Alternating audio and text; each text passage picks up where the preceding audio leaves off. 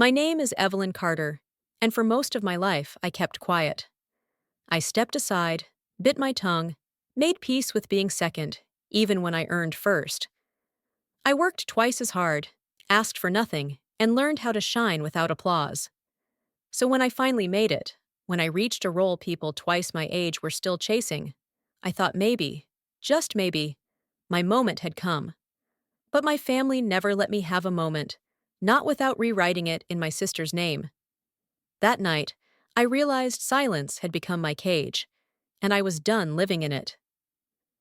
From the outside, the Carters looked like a Norman Rockwell painting: white picket fence, window boxes spilling over with petunias, Sunday casseroles, and holiday cards sent on time. People smiled when they passed our house, thinking they were seeing love through the curtains. Inside, it was performance: polished, practiced, hollow. My father, Thomas, was a financial planner who believed order equaled control. My mother, Rachel, was a former educator who treated motherhood like a science project. When I was born, they had binders, yes, actual binders, full of milestones and methods. I wasn't a child. I was a checklist, and I wasn't checking the right boxes. At 3, I still struggled with colors. At 5, I hated numbers. At 6, I froze in front of piano judges, unable to play the piece I'd memorized 100 times. By 7, I could see it. I had already failed them. They didn't say it aloud. They didn't need to. My mother's compliments came less often. My father spent more time at work. When guests came over, I was introduced, but never praised. When I brought home a drawing that won second place at the school art fair, I placed it on the fridge myself. Later that night, I found it in the trash. I still remember thinking, maybe next time I'd win first. Maybe then they'd notice. But I never got the chance, because soon after, Lily was born. Lily arrived on a warm October morning, swaddled in pink, and praised like a miracle.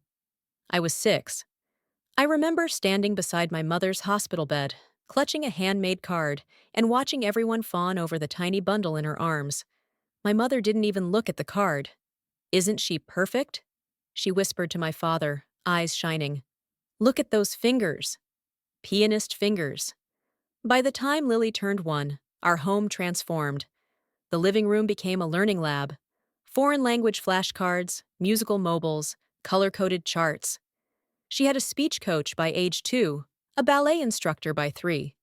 Meanwhile, I was quietly doing my homework at the kitchen table, hoping someone might notice I'd gotten an A in science. No one did. Lily's mind is just so quick. My mother would say, not to me, but near me, like I was the wall, absorbing her disappointment. At dinner, conversations circled around Lily's milestones. The new words she learned, the dance moves she nailed, the exceptional potential she clearly possessed. If I spoke up, I was interrupted. If I didn't, no one asked. One afternoon, I overheard my mother on the phone. "Evelyn, she's different, slower to develop. But Lily's our star." I didn't cry. I just went to my room, closed the door, and sat with that sentence like it was a label I couldn't peel off. It was around that time I stopped trying to impress them. I still did my best. In school, in chores, in everything. But I no longer looked up at dinner, hoping for praise. I learned that silence was safer, that expectations hurt less when you lowered them yourself. And while Lily basked in applause, I learned how to exist in the quiet.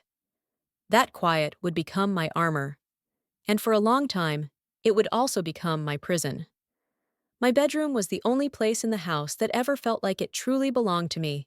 It was small but bright, tucked upstairs at the end of the hallway, with a window that looked out over the old sycamore tree. I used to sit there in the late afternoons, drawing or reading, watching the seasons shift in slow motion. It was where I taped my dreams to the wall. I was 12 when I lost it. I came home from school one Friday to find my door half open. Inside, Lily was twirling in front of the mirror. "What are you doing in my room?" I asked, backpack still hanging from one shoulder. She giggled. "Mom said it's mine now. I need more space for my study corner." I thought she was joking. She wasn't. My books had been moved. My desk was gone. My posters were rolled up and shoved into a cardboard box beside the laundry room. My new room was the cramped utility space next to the back door. Cold tile floors, a draft in winter, and no windows. I confronted my mother in the kitchen, my voice shaky. Why would you do this? That room was mine. She didn't look up from chopping vegetables. You're older now, she said calmly. You should learn to make room for others. Lily needs it more. Don't make this a big deal, Evelyn. I didn't scream. I didn't cry. I just nodded, a small mechanical movement, then turned away and walked to the room that was now mine. I sat on the bed that touched both walls, stared at the blank space where my drawings used to be, and whispered something I never meant to say out loud. Maybe this is what being second really means. I got into college the only way I knew how, by working harder than anyone else.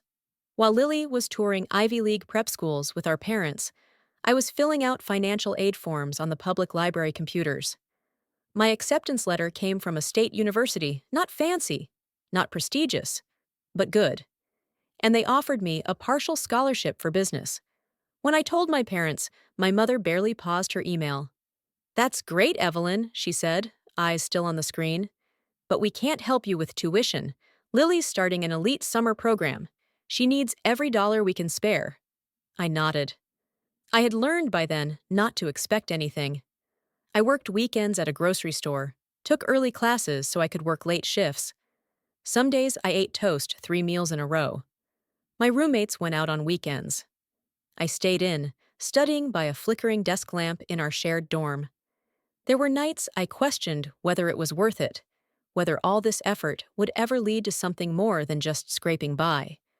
But something inside me, some small, stubborn voice, kept going. Every A I earned felt like a silent rebellion. Every problem I solved in accounting class was a reminder. I was capable, even if no one ever said it out loud. I taped my scholarship letter above my desk, right where I could see it when I wanted to quit. No one celebrated it, no framed photo, no "we're proud of you" dinner. But it was mine.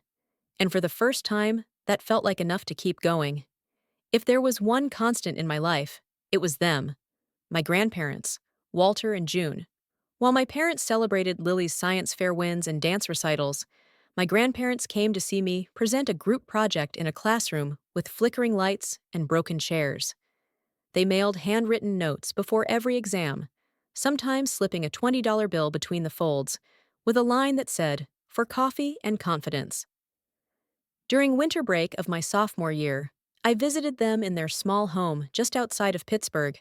It smelled like cinnamon and old books. Grandma made tea.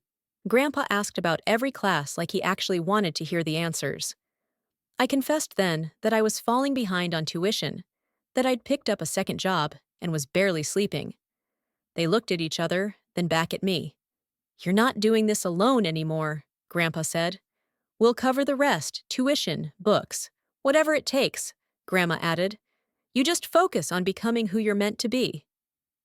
I cried, for the first time in months. It wasn't just about the money. It was that someone, finally, believed I was worth investing in. Their help didn't come with conditions or comparisons. It came with soup and Tupperware and voicemails that said, "We're proud of you no matter what." From then on, whenever I felt like quitting, I thought of them. Of the way they clapped the loudest, even when there wasn't much to clap for. Of the way they never once asked, "Why can't you be more like Lily?" Their belief in me became the foundation I built everything else on. I graduated with honors, summa cum laude, a GPA that stunned even my academic advisor. There was no party, no banner in the yard. My parents didn't come to the ceremony, but my grandparents sat in the third row, clutching a bouquet of daisies and crying through the entire speech. I had offers, not many, but enough. One from a small investment firm in Boston stood out. Modest pay, long hours. But they were willing to train me. I packed 2 suitcases, boarded a bus, and left behind the town where I'd always been invisible. The office was sharp, sterile, fast-moving. Everyone seemed to speak in acronyms. For the first few weeks, I stayed quiet, observing everything: how the senior analysts carried themselves, how they read between the numbers, how they framed questions in meetings. I wasn't flashy, but I was relentless. I read reports on the subway, listened to market podcasts while brushing my teeth, and volunteered for the tasks no one wanted: data cleanup, late-night slides, fixing broken formulas in spreadsheets. It wasn't glamorous, but slowly people started noticing. First, a senior associate asked for my help double-checking a risk model. Then, a VP complimented my clarity in a report. And one morning, when I stayed behind after a strategy meeting to fix a faulty projection, the managing director nodded at me and said, "You're going to go far, Carter. Quiet ones always do." That was the first time someone in a position of power said they believed in me, not because of who I was related to, but because of what I could do. And for the first time, I started to believe it too. 3 years into the job, I got promoted. Lead financial strategist, the youngest in the firm's history. The title came with its own office, a raise, and a level of respect I had only dreamed of. It wasn't just a promotion, it was proof. Proof that I wasn't just capable, I was valuable. I didn't want a big celebration, just something simple, intimate, a gathering of people who mattered: my grandparents, a few friends from work, maybe even my family. So when my mother called and surprisingly sounded excited, I let myself believe. "We should host it at the house," she said. "Keep it in the family. Make it feel personal. You've come so far. It's time we all come together for you." I hesitated. That house held more ghosts than warmth, but something in her tone felt different. And for a second, I thought maybe things had changed. Maybe she saw me now. "Just send the money for catering and decor," she said. "I'll handle the rest." I wired her $3,500 the next morning. No questions, no conditions. I even bought a new dress. Navy blue. Simple, but elegant. I practiced my short speech in front of the mirror. Not to impress, just to thank the people who helped me climb. And maybe to finally hear my own family say they were proud. I arrived early that Saturday. The front lawn was decorated with gold ribbons. Catering vans lined the street. Music drifted softly through the windows. For the first time in a long time, I felt something unexpected. Hope. The house looked beautiful. White orchids lined the staircase. Strings of lights draped across the ceilings like a canopy. The air smelled of rosemary lamb and baked brie. It was more elaborate than anything I expected. Certainly more than what $3,500 should have covered. I spotted my grandparents near the punch bowl, chatting with a few extended relatives I hadn't seen in years. It felt surreal. This was supposed to be my moment. A rare pause in the chaos where I could breathe, reflect, share. I raised my glass, ready to speak. But before I could open my mouth, my mother tapped her spoon against a champagne flute. The room quieted. "Dear family and friends," she began, beaming like the host of a televised award show. "We're so thrilled you could all join us tonight, not just to reconnect, but to celebrate something truly special." She turned toward the staircase. "Lily, sweetheart, come on down." My sister descended like a bride. Red satin dress, full makeup, hand in hand with a tall, clean-cut man I didn't recognize. "Everyone," my mother continued. "Lily and her partner Andrew are officially engaged." The room erupted in gasps and applause. I stood frozen, glass still raised midair. Lily gave a teary smile, waved gently, and leaned into Andrew like this was their stage. And it was, because they had stolen it. I looked at my mother. She smiled back at me, eyes gleaming, not with pride, but with possession. Like this was always the plan. I lowered my glass. Every word of the speech I'd prepared crumbled in my throat. Every ounce of hope I'd dared to hold on to burned down in an instant.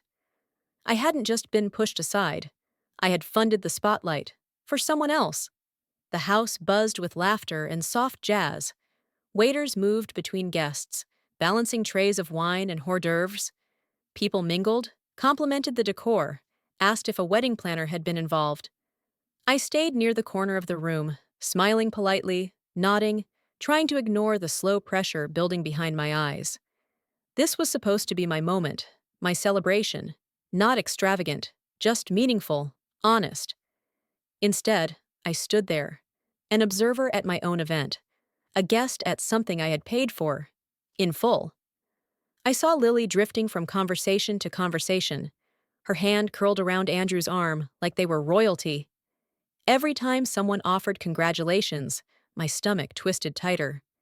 I clutched my note card, a simple 3-minute thank you I had rehearsed all week. I scanned the room for my grandparents. They gave me a subtle nod of encouragement. Now or never, I thought. I stepped forward, lifted my glass, and cleared my throat.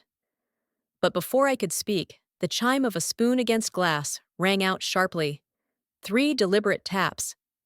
Everyone turned. My mother stood at the center of the room, glowing.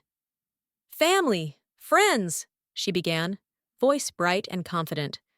"We're so thrilled to have you all here tonight. It means the world to us to see so many loved ones gathered in one place." I froze.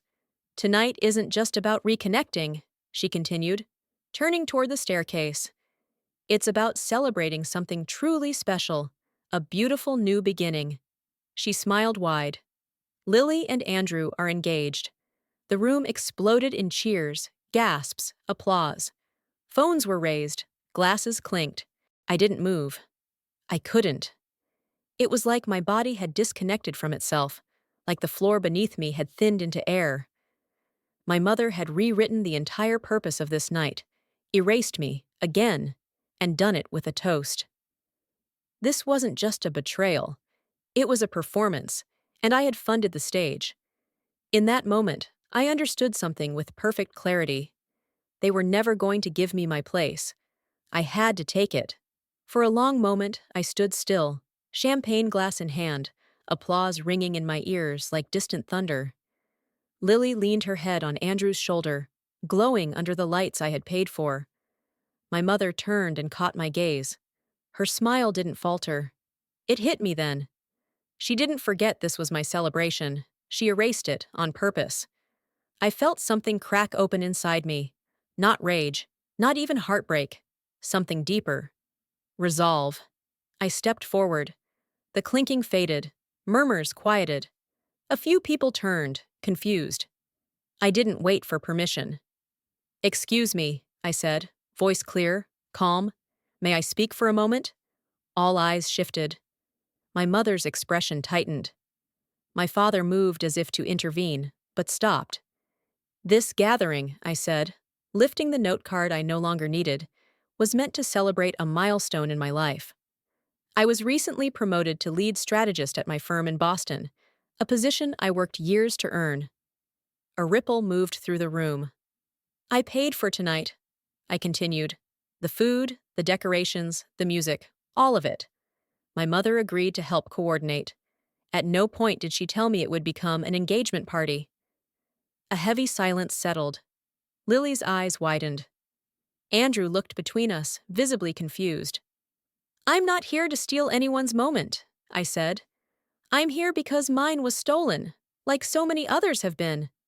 This isn't about jealousy, it's about honesty, about how one child was always praised, while the other was expected to stay quiet." I turned toward my parents. I've been quiet for years. I've swallowed disrespect, disguised hurt as humility. I've made peace with being invisible. Then I took a breath. But not tonight. Tonight, I speak. Because I've been silent long enough. And in that moment, I wasn't a background character anymore. I was the voice in the center of the room, and no one could take it from me again. The room stood still, caught in the kind of silence that follows truth too sharp to ignore. Andrew looked at Lily, his brows furrowed.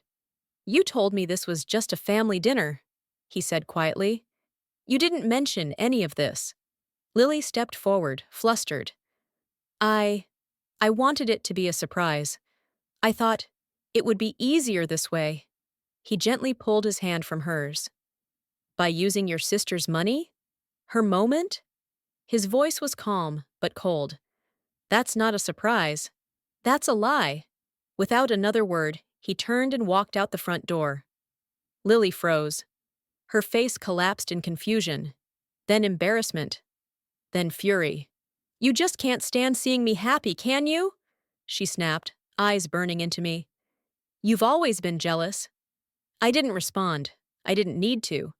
My father stepped forward, his jaw clenched, his voice dangerously low. You've made your point, he said. Now sit down and stop humiliating this family. I looked him straight in the eyes. I'm not the one who should be humiliated. That's when he said it. The threat I knew was coming. If you walk out now, he warned, don't expect to come back. No inheritance, no calls, nothing. You'll be on your own. As far as we're concerned, you never existed. My mother stood beside him, her lips tight with fury. But neither of them took a step toward me, because they both knew.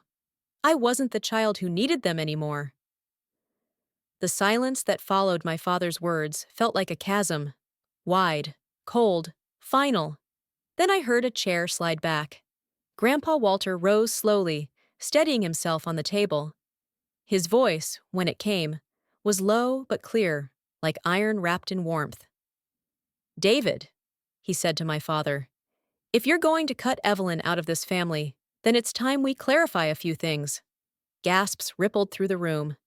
Grandma June stood beside him, calm and composed.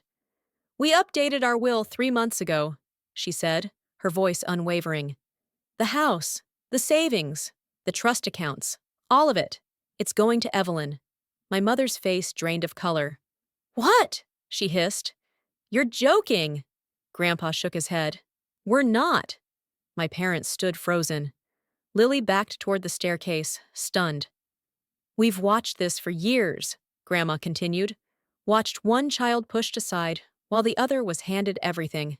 Watched Evelyn struggle and rise anyway. We're not rewarding that kind of cruelty anymore. Lily's lip trembled. She's not even your favorite. She's just good at pretending to be perfect. Grandpa's voice cut clean through the noise. She's not perfect. She's honest. She's kind. And she never once asked for more than she earned. My throat tightened, but I didn't cry. Because in that moment, I knew. I had finally been seen. Not pitied. Not tolerated. Chosen. I didn't storm out. I didn't slam the door, or throw my glass, or shout one final parting shot. I just walked, calmly, quietly, out of the front door of the house I had grown up in. The same house where I had learned to disappear. The night air was cool, and the breeze smelled faintly of lilac. The flowers my grandmother always planted near the porch. I could hear voices behind me, muffled now, like echoes from a chapter that no longer belonged to me. My grandparents followed me to the car. Grandpa didn't say much. He just placed his hand gently on my shoulder. You did the right thing, he said. Grandma hugged me longer than usual. Now you get to write your own story, she whispered. I opened the car door and paused. For so long, I had dreamed of that house as something I needed to reclaim, a place I needed to be accepted in. But now, standing there, I realized I didn't need it anymore. I didn't need their rooms, I didn't need their table, and I certainly didn't need their approval. Not anymore. This time, I thought, slipping behind the wheel, I leave with my head held high. 3 years passed. They were long, hard years, full of late nights, quiet victories, and growth that no one outside the office ever saw. I refined strategy models, led teams through market turbulence, and built a reputation as someone who never took shortcuts, but always saw the big picture. And then, just after my 30th birthday, the board called me in.